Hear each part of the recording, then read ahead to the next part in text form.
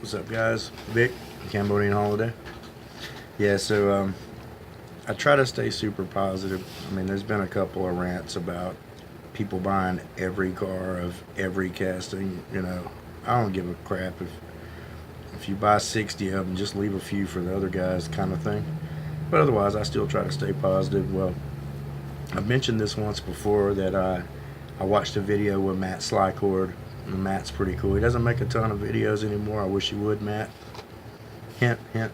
But anyhow, he was saying that he went into Walmart, I think it was, and he looked, and there wasn't a whole lot of choices, but he looked behind things like racetracks and different stuff, and it cracked me up because he found some stuff that somebody had stashed, and then he took and replaced that with something really lame, so that when they look back at their stash place, that it wasn't there. And I thought that was great.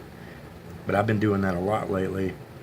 And there was a dude, I think it was yesterday. I think it's Diecast HD. Pardon me, buddy, if I got your handle wrong, but he's a YouTuber, fellow collector. But he was at Toys R Us and he looked at the very top, like the flat top part of the big shelf where you got to stand up on something to see it. And he found a retro movie, Back to the Future, like one of the old ones that was just hanging out up there. So, having that in mind, my son and I went out this morning, and right now we're in a little bit of a drought. We're waiting on dump bins and all this, and it gets a little bit crazy, if you go repeatedly and don't find anything. But I thought about that today. I was like, well, I'm just going to look a little bit more. And I looked on the top shelf. If you guys watch my videos, you know I like Roadrunners. And when this set came out, I said I was only going to get the van, the 55, and the Roadrunner. Well, lo and behold, months and months later, the Roadrunner was hanging out. So all I need now is the van, and I'll be straight on that. And then my homie, Bobby T629 on Instagram, the one I'm always talking about, we look out for one another all the time, and this was the one he was missing out of his Star Trek set. Somebody hid that too. I actually found two of these and the Roadrunner. But long story short, if you're in Toys R Us, you're in anywhere, I found green machines, I found all kinds of shit. Just kind of look behind big items or look at the shelves where your knees are at, and you'd be amazed at how close they hide stuff. Like, it could be by your knee, it could be by your head, behind a remote control car, who knows. Just a helpful little tip you probably already knew. And so the other day,